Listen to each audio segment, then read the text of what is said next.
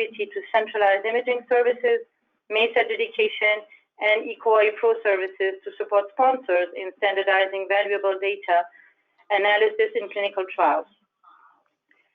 Today's talk will cover rays of potential adverse effect in anti-cancer agents, including specifically the risk of cardiovascular toxicity, such as atrial fibrillation, ventricular tachycardia, and QTc prolongation for older or more recently developed drugs for cancer patients. And now I would like to introduce our speakers for this event. Dr. Joeli Salem is an internationally recognized expert for cardiotoxicity in oncology. He actually works at the Hospital Pitié-Salpêtrière in Paris, and he is associate professor at Sorbonne University as executive assistant of the Cardiometabolism Clinical Investigation Center. Dr. Salem has always been interested in cardiovascular pharmacology, cardioimmunology, heart failure, and drug-induced arrhythmias applied to cardio-oncology, reflection of his research project.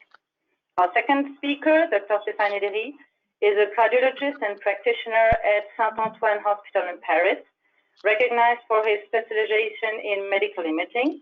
Dr. Hédéry participates in development of new technologies and focuses his research on thromboembolic risk in atrial fibrillation, the assessment of stroke without cause, and screening of cardiotoxicity in chemotherapy. Without any further ado, I would like to hand the mic over to our speakers, starting with Dr. Joeli Salem. Joe, the arena is all yours.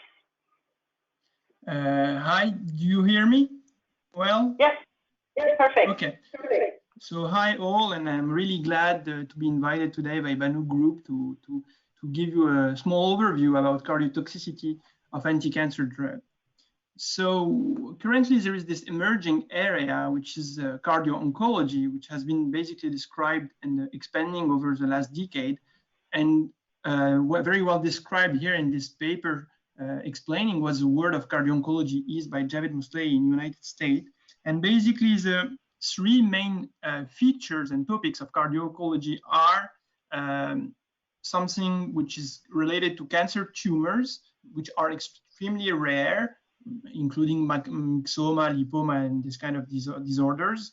Other things with cardiovascular, the second main topic is cardiovascular involvement from tumor, including cardiac involvement of amyloidosis or other cancer like cancer metastatic pericardial effusions, and eventually carcinoid heart disease associated to carcinoid tumor. And lastly, and which is the most important to me, is all the issues related to cancer treatment and their side effect, particularly affecting the cardiovascular system.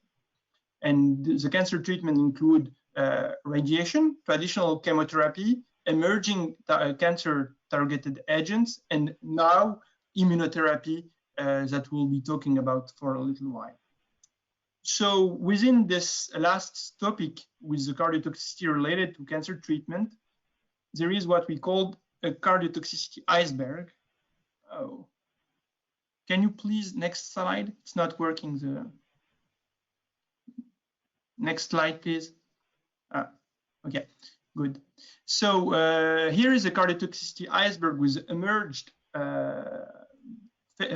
phase that we all know about, with like historical toxicities with historic drugs such as antimetabolites, with 5-FU associated to ischemia and vasospasm, anthracycline associated to heart failures and arrhythmia, radiation associated to coronaropathy and cardiac ischemia in young people, anti-angiogenic drugs with hypertension, heart failure, thrombosis, CML, TKI with, for example, nilotinib associated to QT prolongation, ponatinib with vascular and atherosclerosis. So those drugs, I would say, and these specific cardiovascular toxicity were defined a little while ago and have been the precursor of what is now emerging in cardio-oncology and the main cardiovascular toxicities that are emerging with newer drugs.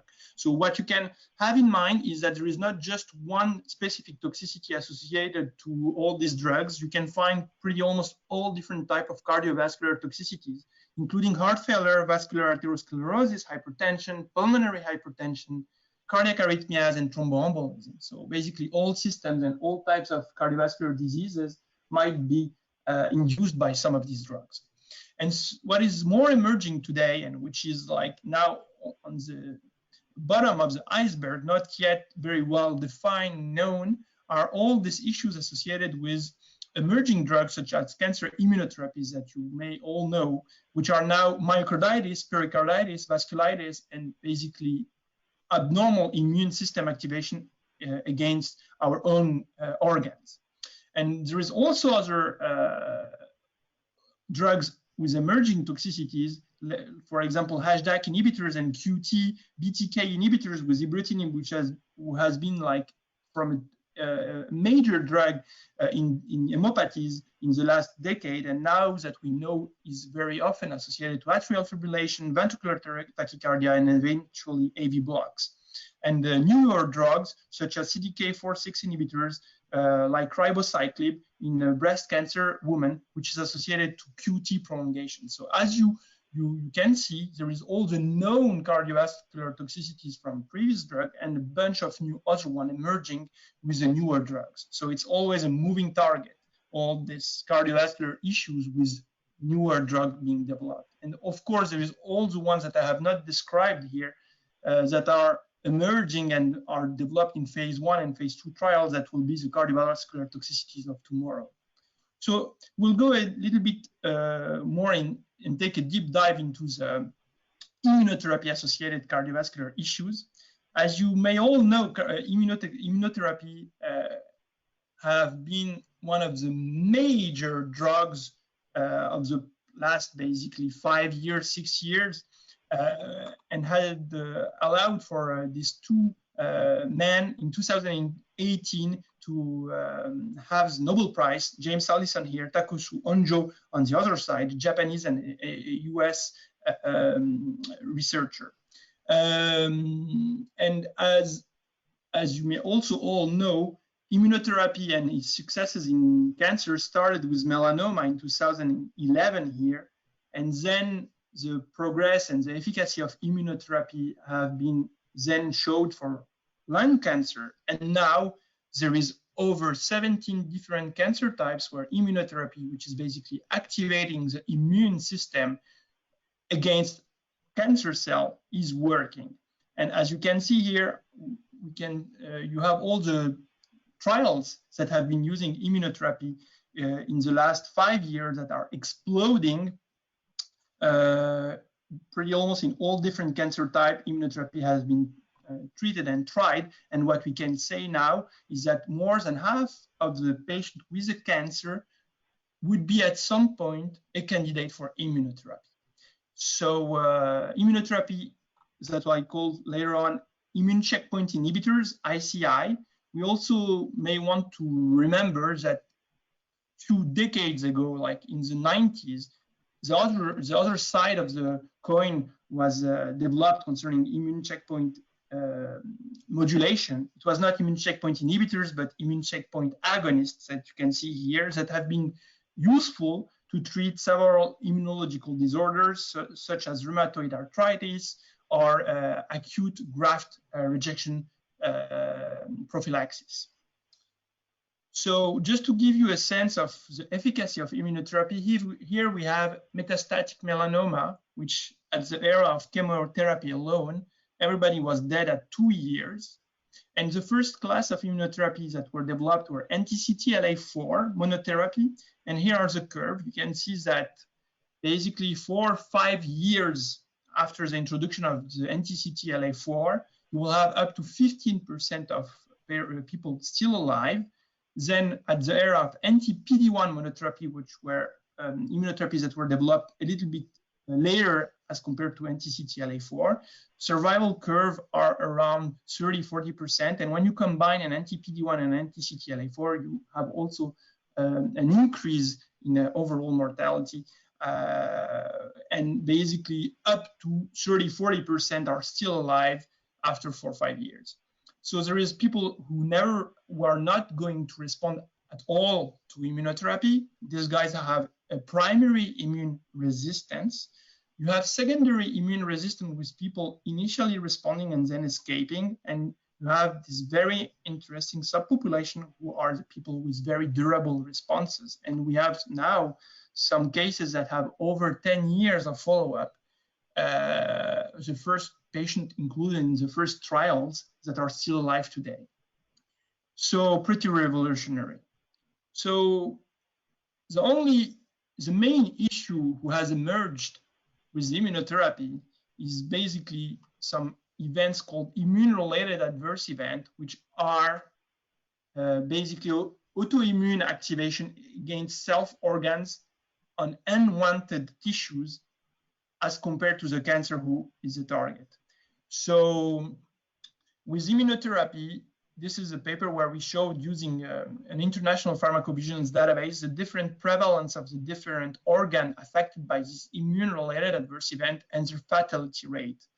And the most frequent, at the time where we have queried this database in 2018, the most frequent adverse event was colitis, followed by pneumonitis and hepatitis. And you can see here very low in terms of prevalence as compared to the other are myocarditis. The only issue with myocarditis is the fatality rate, which is associated to this disorder, was up to 40–45%.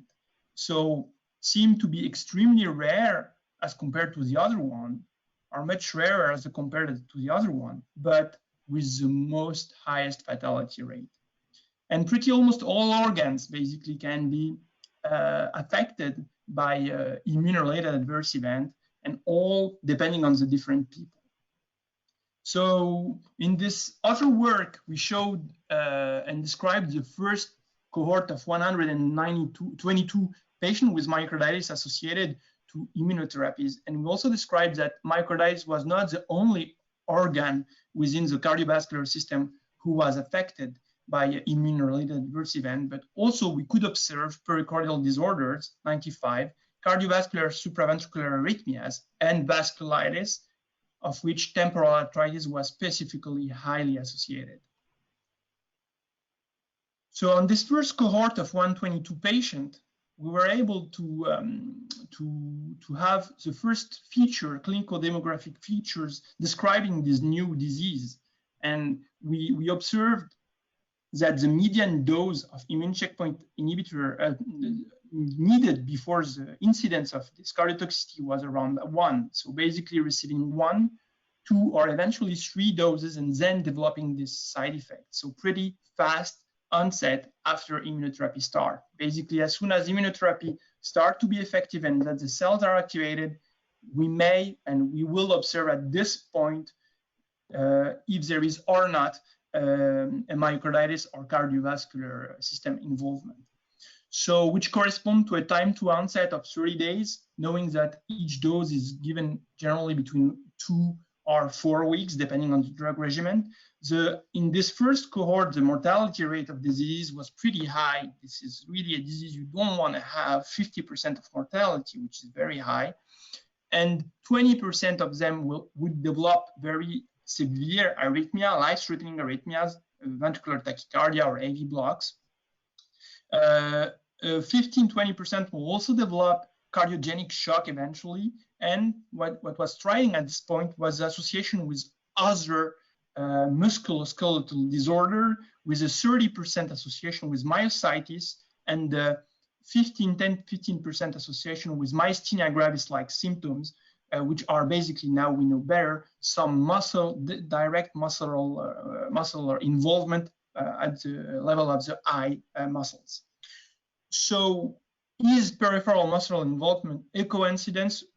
We now know that not really, basically, and that when we analyzed subsequently patients that we have now been seeing a lot, we showed that the electromyography displayed specific myogenic syndrome without neuromuscular dysfunction, which suggests that it was directly the muscle which was involved. And then on biopsy also as well, we demonstrated that there were similar processes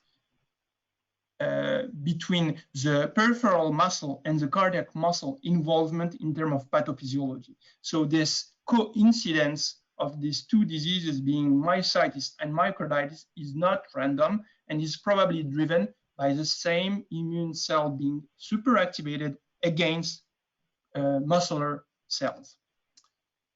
So how do we diagnose a myocarditis? So this is a paper with basically a white paper with a bunch of international experts who try to define and try to help in determining what is a possible, a probable, or a definite myocarditis, and based on the first patient who were described. So I will not go into the details to define each of them, but what we have to know is it's a mix of different features, including imaging finding, MRI, cardiac MRI and echo, electrocardiogram, some clinical syndromes, some biomarkers, including mainly troponin and CK, and on pathology, tissular level, basically, analysis of abnormal immune infiltration at the cardiac level.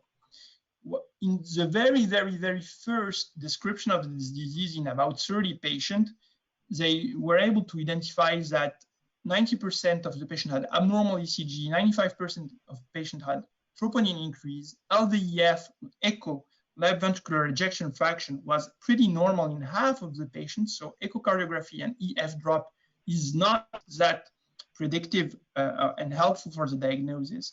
NT-proBNP was frequently elevated, and one very important thing to remember is on MRI. This data are coming from a retrospective analysis of approximately 120 patients, is that when it is performed within the first 4 days of admission, frequently, pretty almost always basically, in 80% of the cases, there is no late gadolinium enhancement, which is a main feature helping for diagnosis of myocarditis. So we have to wait few days to get a positive MRI to be able to identify more clearly the disease.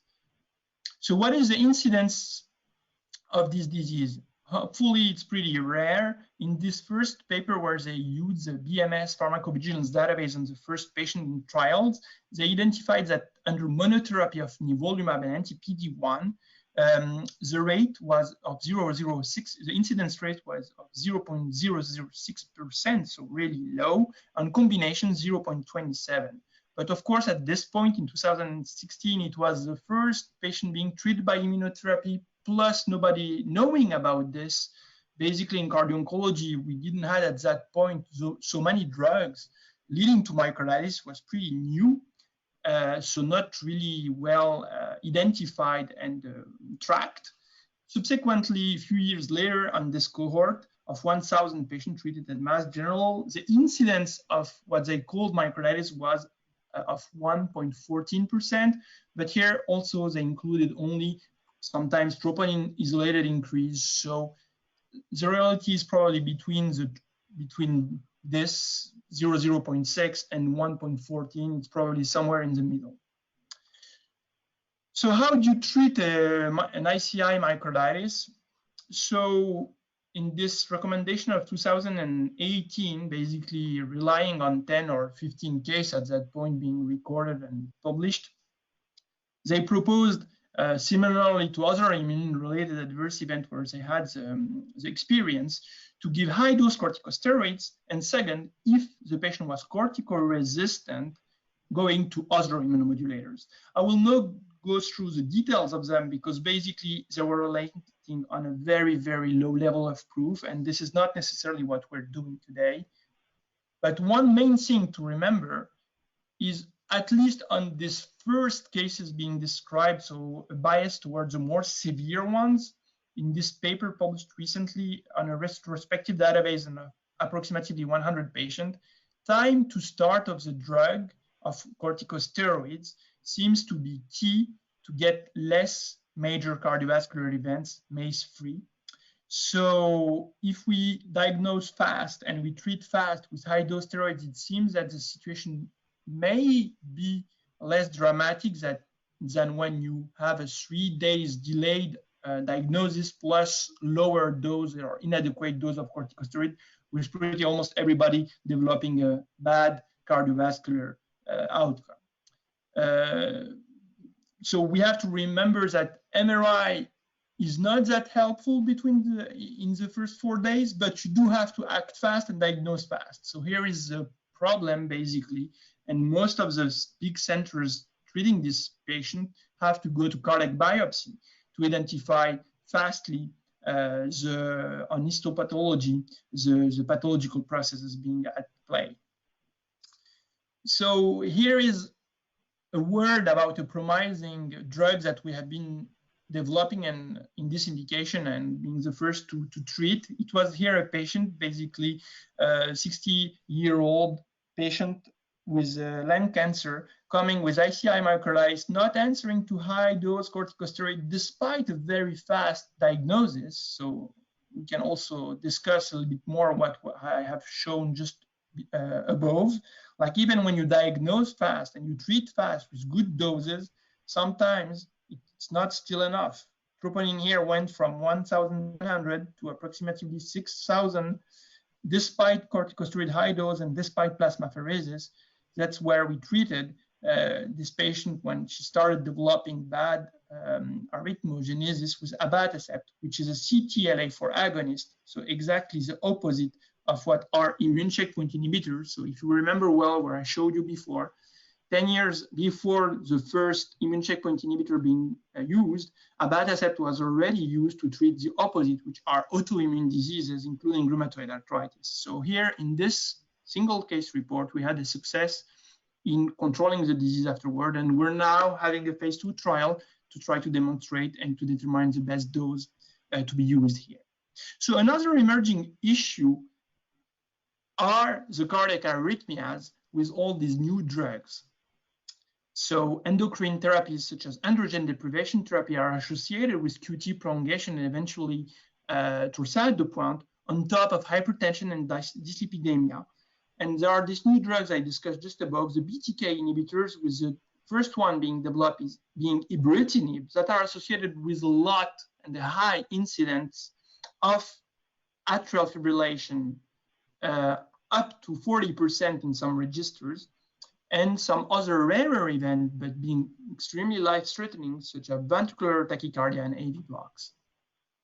So in this work, in collaboration with my colleague from Joachim Alexander, we determined, using the International Pharmacovigilance Database, again, what were the anti-cancer drugs associated with atrial fibrillation.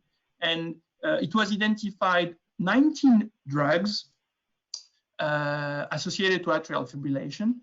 And the top association was with ibrutinib, the one we just described before, a BTK inhibitor. We'll discuss a little bit more about this association later. And the other main feature associated to atrial fibrillation in this population of cancer patients was the fact that they had frequently hypokalemia, hyperthyroidism, sepsis, were elderly, were male, and had a lot of pre-existing or concomitant cardiovascular risk factor and diseases, including AF history. So in this work, we had a deeper dive into the cardiovascular toxicities associated to ibrutinib. As I told you, ibrutinib was fastly identified as a drug triggering cardiac supraventricular arrhythmias, even in the phase 2 and phase 3 trials. And this has been identified as an issue very fast. But other kind of cardiovascular disorder were not well defined, at least in this trial, except for hypertension, who was also well described. So in this work, where we queried also the International Pharmacovigilance Database, we identified all the cardiovascular conditions associated with ibrutinib. And on top of AF, we could find CNS cerebral hemorrhagic event, heart failure, cardiac ventricular arrhythmias, cardiac conduction disorders, CNS ischemic event, and hypertension. So not just only associated to AF. And the time to onset for this event was also pretty fast within the first 3 months of the drug introduction, except for hypertension, who could be developed even after a year of follow-up, some developing progressively some hypertension. And there was a 15–30% overlap between all these cardiovascular conditions, meaning that a patient could come with a supraventricular arrhythmia and the heart failure, but that most of the heart failure were not associated to other conditions precipitating it, such as hypertension or supraventricular arrhythmia. So some overlap in these cardiovascular disorders, but some also being isolated. So very interestingly, for somebody who is interested in the QT, we do know that most of the ventricular arrhythmia associated with anti-cancer drugs are generally associated to a QT prolongation and the torsade de pointe event. So ibrutinib had this very peculiar characteristic that instead of prolonging QT, it is basically shortening QT. This is here a TQT study of ibrutinib, where they compared, as you may all know, to moxifloxacin, a positive control, and 2 different doses of ibrutinib, as compared to also a placebo group. And what they showed is that ibrutinib was associated to a mean significant QTc shortening of 5 to 6 milliseconds, plus with a PR, significant PR prolongation of 2 to 6 milliseconds, depending on the dose used. And interestingly, with ibrutinib, the polymorphic VT that were found and all described on ibrutinib were very, very, very often, not to say always, with a normal or even short QTc. So here some new mechanism may be at play for sure with this ventricular arrhythmias with normal QTc induced by this drug. To better define this mechanism, we had this collaborative work with some researcher at Harvard, led by Ling Xiao and David Millen, where we showed basically and dissected the mechanism of ibrutinib-associated AF and identified that ibrutinib was clearly associated with morphological changes of the left atrium, inducing fibrosis and dilatation and systemic inflammation. So I have no time to go into the detail of this work, but we were able to dissect, and this is an opportunity we have in cardio-oncology, is with all these new cardiovascular side effects being developed with these kind of specific drugs, we may identify new pathways in these diseases in particular, and probably more generally in the pathophysiology of some cardiovascular disorders. So last section of my presentation would be focusing on drug-induced long QT, torsade de pointe, and ventricular arrhythmia associated to anti-cancer drugs. So again, we worked here on the International Pharmacovigilance Database and identified the trend over the last decades, basically the start of the VG base in 1967 until now in 2020, what were the drugs associated significantly with these events, anti-cancer drugs. And the first finding is that initially anti-cancer drugs were not presenting a high proportion of the ventricular arrhythmias and long QT associated to drug-induced. They were pretty low, but what we can see is an increasing proportion of this cardiovascular events associated to anti-cancer drug, now representing up to almost 20% of all the reports for these arrhythmia being associated to anti-cancer drugs, as compared to initially pretty almost none. And within them, the main class associated to drug-induced arrhythmias are kinase inhibitors. Here that we can see in pink, representing most of the cases being induced by kinase inhibitor. But we can also see that hormone therapies have a role. Some combination of anti-cancer drugs, cytotoxics still have some also drugs associated to these arrhythmias. And we have here in green the miscellaneous subset. I will not go into the details of the 49 drugs that we identified, and we have just submitted this paper. Hopefully you will be able to see it soon and go into the details. When in this paper, we also were able to basically classify in terms of risk these drugs. It's different to just prolong QT rather than to be associated with a QT prolongation and ventricular arrhythmias, and also eventually being associated to sudden deaths. So here we showed a 3-group, we have done a 3-level risk basically with anti-cancer drugs associated to QT and ventricular arrhythmia, defining those that are also associated to sudden death, those associated to ventricular arrhythmia, and those associated only to QT prolongation with none of the latter one. And on the other side, we have all these new drugs also associated to ventricular arrhythmias or sudden death, but with no long QT signal. And here we can find again ibrutinib associated to ventricular arrhythmias and sudden death, but not long QT. It's the only one within the TKI, the kinase inhibitors, being in this group. As you can see, most of the other TKI, such as nilotinib or ribociclib or vandetanib, are associated to a QT prolongation. So why it is interesting also this new emerging QT and arrhythmia alteration associated to anti-cancer drugs is that we are able to define and identify new mechanisms also.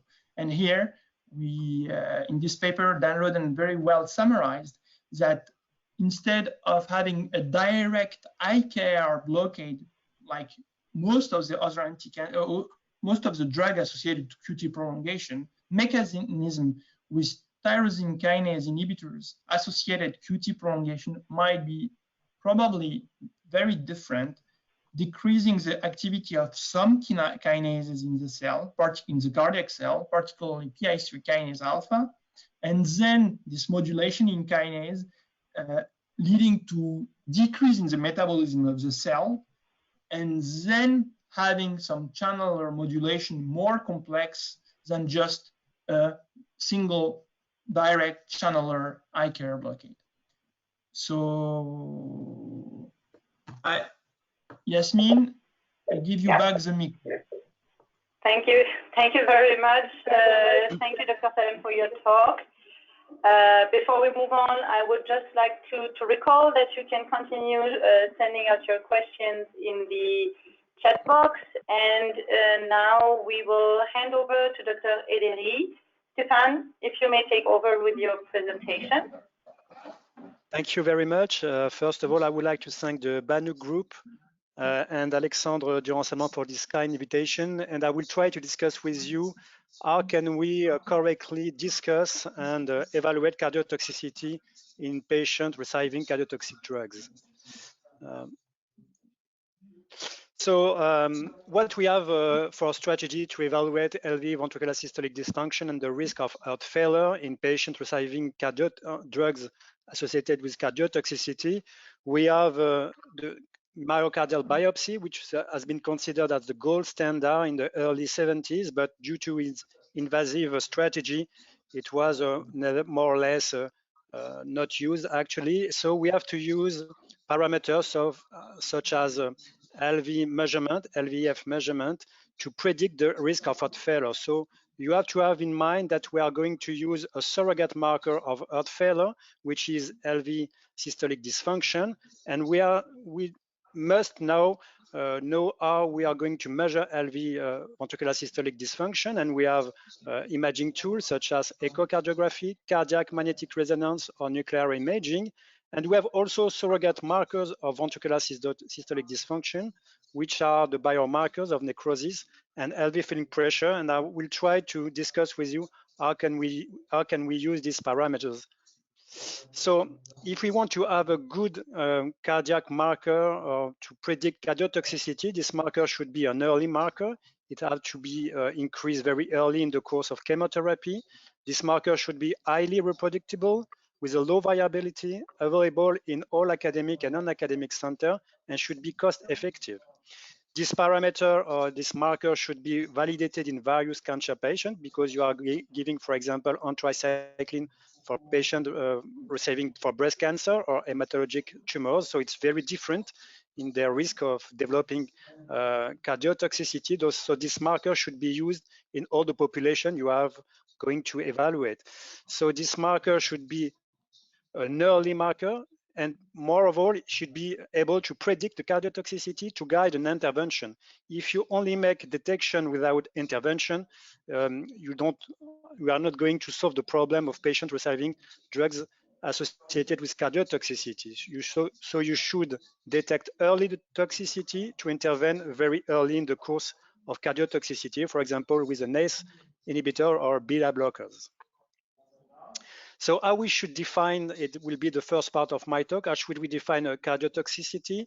It's an important problem. For example, if you take a look at what it's used in phase 1 trial, for example, the CTC version 5, you can see that, for example, the definition of heart failure is very poor.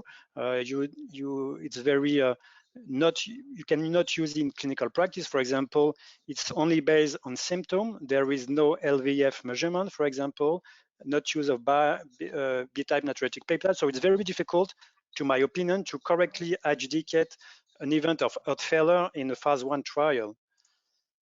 Same message, for example, with LV ventricular systolic dysfunction. You can see that a grade 3 or grade 4 LVF dysfunction in the CTC classification, there is no number, for example. Is it 40%, 50%? The association of symptoms or LVF, you don't have the answer. So once again, I think it's very difficult in a phase 1 trial to correctly adjudicate left ventricular systolic dysfunction. What about clinical practice? This slide summarizes all the 8 latest publications published regarding the incidence of cardiotoxicity evaluated with echocardiography. As you can see, the endpoint and the definition of cardiotoxicity is highly variable from a study to another, explaining that the incidence of cardiotoxicity is also highly variable. So it's the merit of the echocardiography, cardiovascular imaging, and the European American Society to have proposed an unified definition of cardiotoxicity, which is the combination of an LVEF alteration below 10 units of LVEF in combination with a threshold of ELVEF below 33%. So the unified cardiotoxicity definition is given in this slide, and I think it should be used even in phase 1 trial. So the first question now is, how should we measure LVEF in cancer patients? This slide gives you the comparison between several techniques, LVEF measured with B-plan, B-plan with contrast echo, with triplan, and 3D echocardiography. And as you can see, the 3D echocardiography is highly reproducible, much better than B-plan echocardiography. The variability associated with 3D echo is around 5% and is around 9% with B-plan echocardiography. However, 3D echocardiography remains very difficult to apply in clinical practice and in phase 1 trial, explaining why B-plan echocardiography and transthoracic echocardiography with B-plan remain the gold standard when you want to measure echocardiography. But if you want to improve and to reduce the variability associated with this measurement, you should probably use rather a 3D echocardiography than a B-plan echocardiography. Can I have the next slide, please? Yeah, the previous slide, sorry.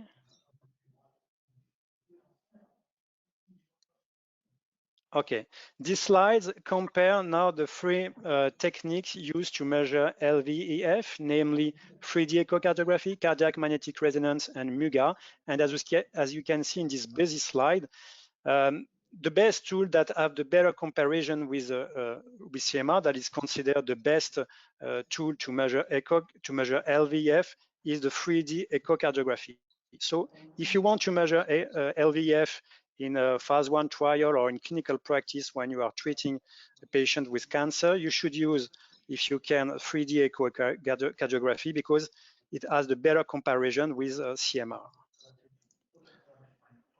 However, when you use a 3D echocardiography, there is a major problem, which is the capability, the feasibility of standard measurement with 3D volumetric echocardiography.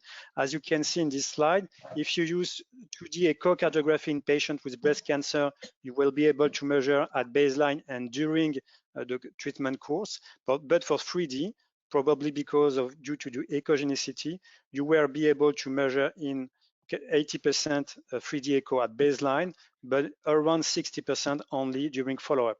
So 3D echocardiography is probably the best tool to be used to measure LVEF, but it remains some drawback when you want to use it and to repeat it during phase 1 trial or during clinical management. So now what are the tools to early detect cardiotoxicity? We can use biomarkers such as BNP and troponin, and I will show you the result of such a study. And you can use echocardiography and more precisely speckle tracking echocardiography. The first tool to early detect cardiotoxicity was the BNP. BNP is a single measurement that you can measure with the blood. And one of the studies using BNP is shown in this slide. As you can see, the authors measure repeatedly BNP during treatment with anthracycline, patient receiving anthracycline for breast cancer, and they were not able to show that there is a correlation between BNP modification and change in LVEF. In other words, you can see that there is a highly variability of BNP during treatment with anthracycline, but there is no correlation with the change in LVEF observed during the management of these patients. So can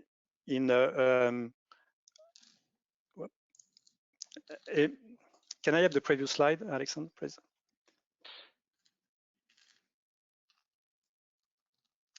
And as you can see in this slide, that is gathering the last 10 studies with that use BNP or NT-proBNP to predict LVEF dysfunction or symptoms of heart failure in patients receiving anthracycline. You can see that BNP were not correlated or associated with LV systolic dysfunction, asymptomatic, or symptoms or LVEF or left ventricular systolic dysfunction. So I think that BNP is not useless when you want to predict or identify patients at risk of developing left ventricular systolic dysfunction. Now, what about troponin, the second biomarker that you can use to early detect patients? We have many results in patients treated with anthracycline, not with molecular targeted agent or immunotherapy. And as you can see in this slide, a very old one, more than 20 years ago, performed by Italian group, showing that in patients treated with anthracycline, around 30% of these patients will develop troponin elevation, and this patient with troponin elevation will develop left ventricular systolic dysfunction. So this work was the first one to suggest that there is a close association between troponin elevation, troponin rise, and left ventricular systolic dysfunction in patients treated with anthracycline. Now, when you take a look at the result expressed as pattern of troponin elevation, in this study, troponin was measured before, during, and after anthracycline administration, and you have 3 patterns of troponin elevation.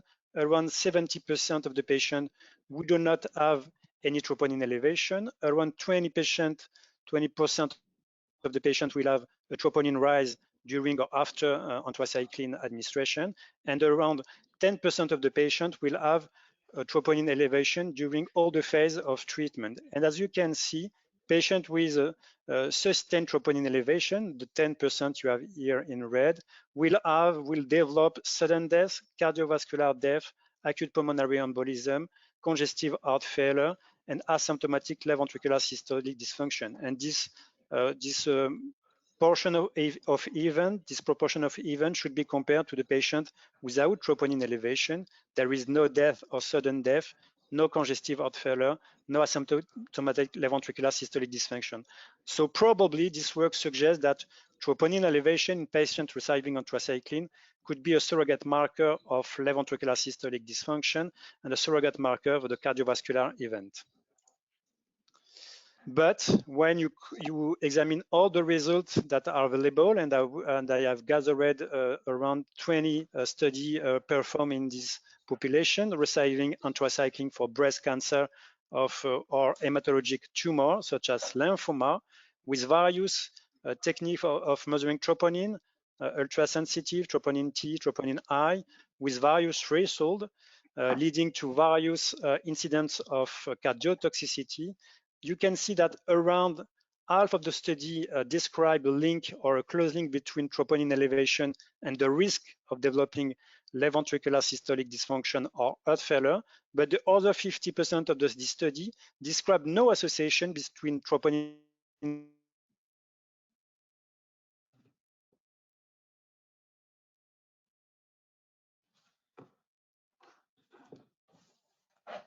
elevation and the risk of developing symptoms, heart failure, and left ventricular systolic dysfunction. So once again, probably more studies that need to have a troponin measurement. And now I'm coming to the last part of my talk about myocardial, the use of echocardiography to identify early patients with a risk of developing left ventricular systolic dysfunction of heart failure.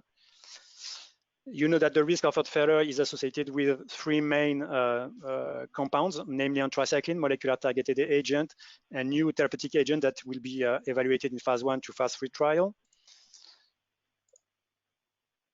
And you can use several tools to evaluate this risk of left ventricular systolic dysfunction.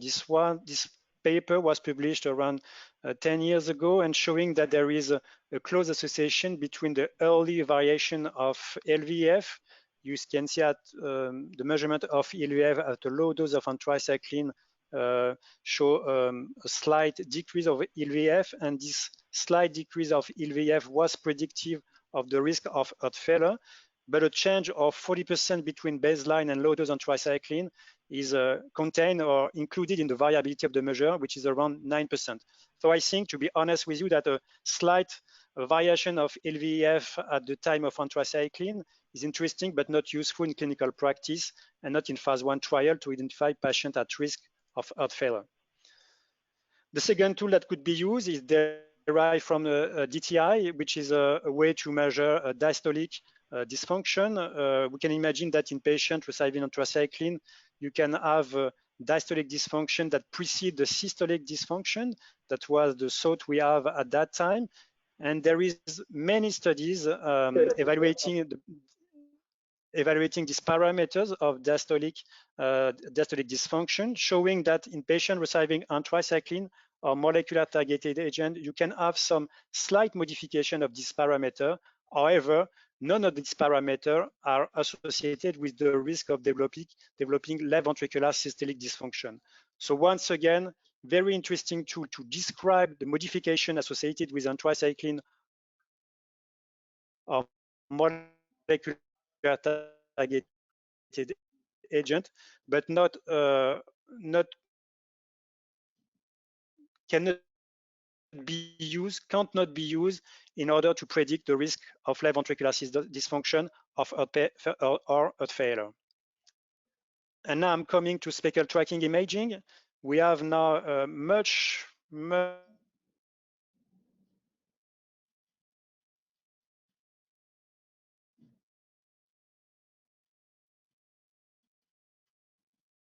many studies evaluating the potential role of global longitudinal strain to predict cardiotoxicity. You can longitudinal way anthracycline or the combination of anthracycline and trastuzumab. You can have variation of global longitudinal strain, and this variation of global longitudinal strain, which is the comparison between the global longitudinal strain at the end of the chemotherapy compared to the global longitudinal strain at baseline, you can see that the variation of global longitudinal strain is more or less predictive of the risk of developing left ventricular systolic dysfunction. However, you should take attention to this result because the thresholds are very variable from a study to another, and all the studies were performed with only one vendor, namely General Electric. And that posed the question of if we can use this result with other platform or vendor to evaluate the risk of left ventricular systolic dysfunction or heart failure. The second strategy when you use global longitudinal strain is to measure the global longitudinal strain very early in the course of the treatment with anthracycline. And this slide is taken from a paper from Clément Charbonnel in Versailles, in France, which performed a study. And it doesn't examine the variation of global longitudinal strain from baseline to the end of chemotherapy, but it measures global longitudinal strain very early in the course of chemotherapy after only 2 cycles. And he was able to show that the value of global longitudinal strain very early in the course of the treatment with anthracycline performed better than the variation of global longitudinal strain from the end of chemotherapy to baseline. So promising work showing that an early marker, global longitudinal strain measured very early in the course of treatment, is probably an interesting tool, but this result should be confirmed by other studies. This slide gives you the 3 studies that has examined the absolute value of global longitudinal strain. You have the same limits with the other strategy because the thresholds are very variable from a study to another, and they were performed with the same vendor.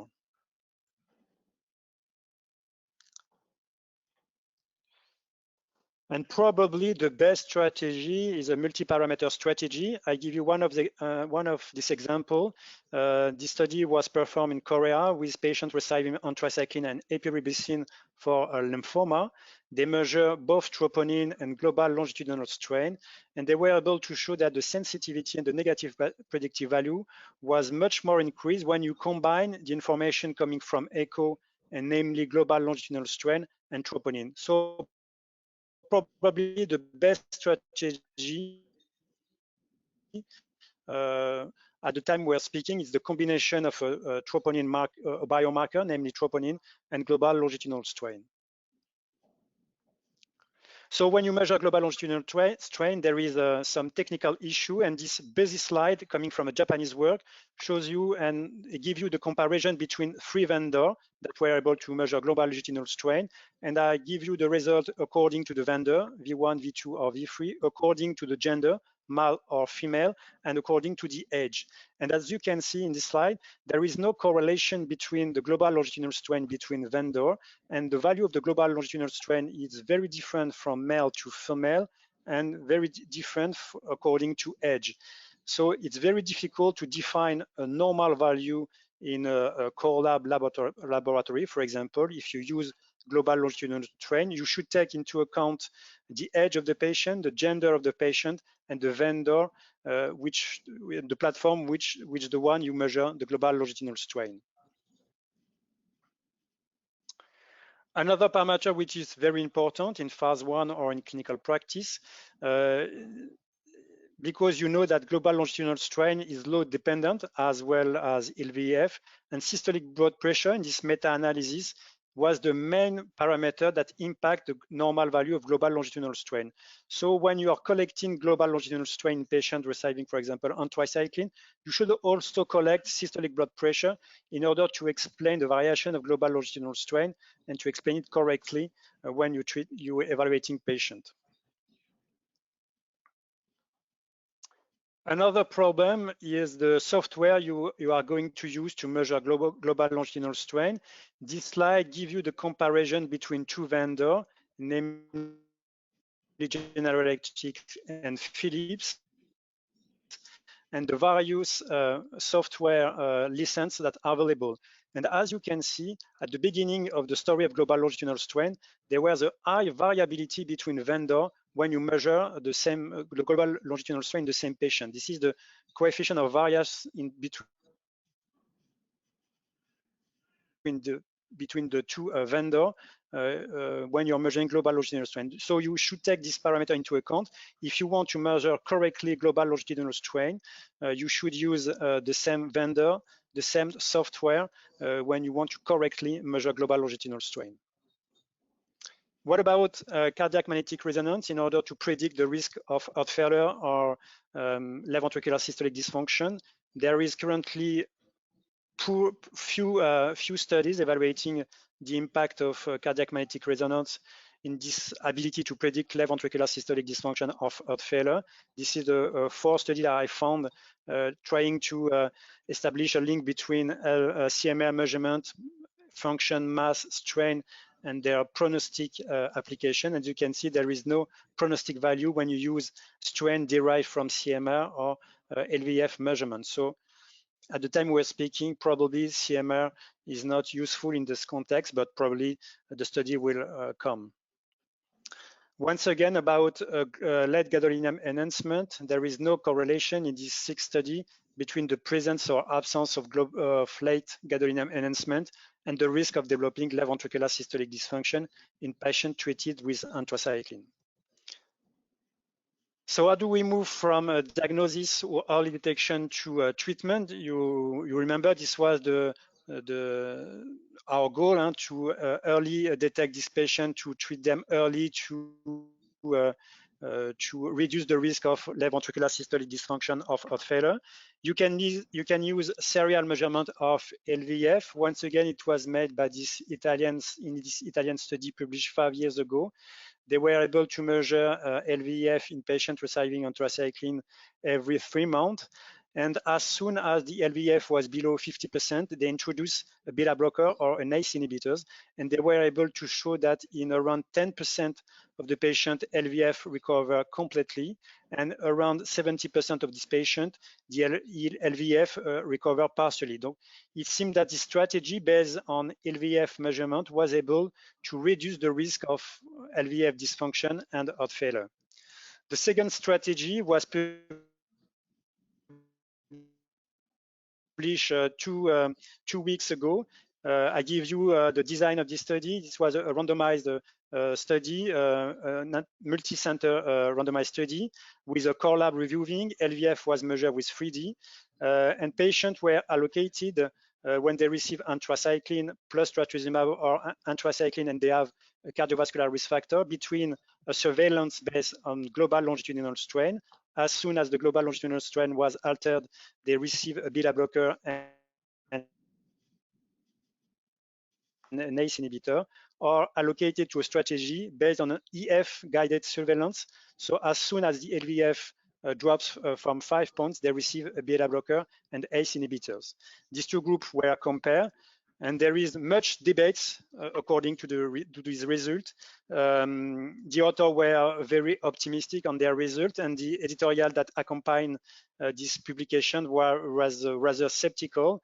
I give you this result showing that at 1 year, the LVEF was globally comparable in the two groups. There was a slight variation of LVEF in the strategy based on EF measurement and the arm based on global longitudinal strain measurement. So I think that we should consider at the time we're speaking that these results are rather negative, and there is no superiority of global longitudinal strain strategy compared to EF guided strategy. And this will be my last slide. This is the conclusion of the editorial that accompanied this paper, stating that this study should be considered as negative, and there is no currently enough proof to use global longitudinal strain to guide a preventive strategy. Thank you for your attention. Okay, thank you so much, Dr. Salem, Dr. Aderi, for your talks. At this point, I would like to invite our audience to continue to sending their question or comments and start the Q&A session of the webinar. So far, we already received quite a number of questions. We might not be able to answer to all of them, and for the sake of time, we suggest to pick up a few of them, and all others will be addressed directly as far as possible. So let's get started with our first question. Current focus is on drug-induced QT prolongation. From the presentation, other impacts as QT shortening may be of interest. Could you, Dr. Salem, maybe elaborate on the potential change in paradigm? So what we do want from a drug to not have any cardiovascular electrophysiological involvement would be basically to not change any of the parameter we're studying. So much attention has been driven initially for QT prolongation, but of course, when you do look at PR interval and QRS, it's also interesting. QRS for sodium blockade. We do know a lot of drugs blocking sodium channels that might lead to sudden death as well, such as flecainide and class 1A antiarrhythmic drugs. So when some people design a TQT study, for sure, I think it's important to look also at the PR and the QRS and the QTC and to see both ways if it increase or decrease any of these value, including heart rate.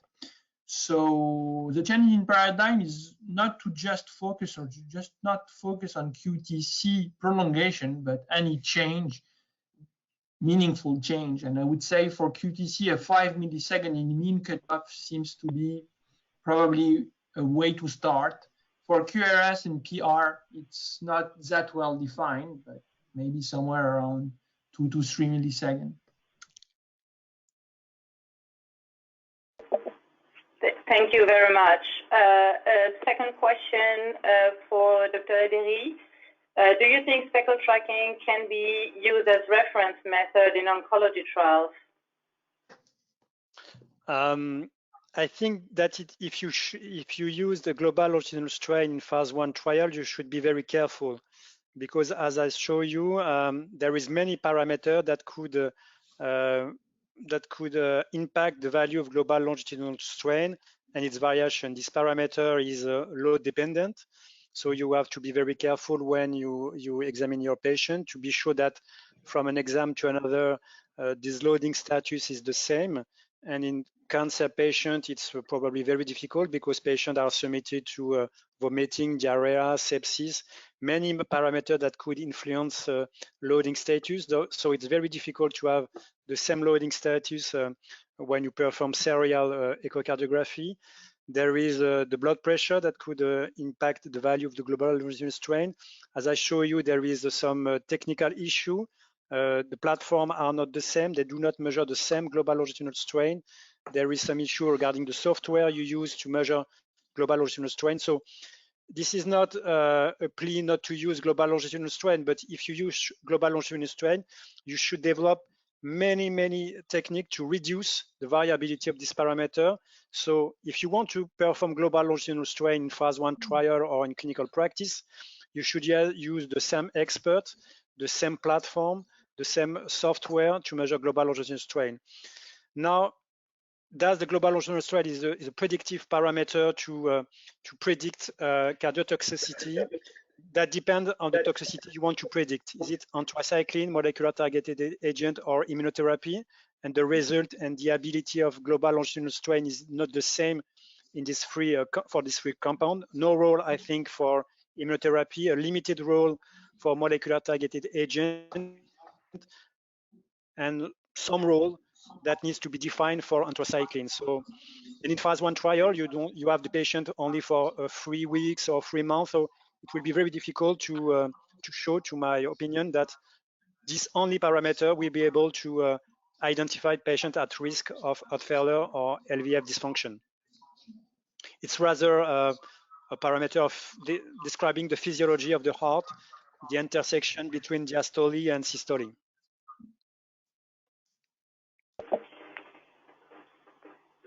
Okay, thank you very much, Dr. Joëly Salem and Dr. Stéphane Ederi, for your answers to the question. We will close the Q&A portion of this webinar. If you do have any further questions, you can address them to me at the following address, yasminkhan@banookgroup.com. Thank you, everyone, for participating at the conference. We hope this webinar has been interesting for everyone. You will receive a follow-up email with access to the recorded archive for this event. Again, thank you and goodbye. Have a good day all. Bye. Bye, thank you. Bye, thank you.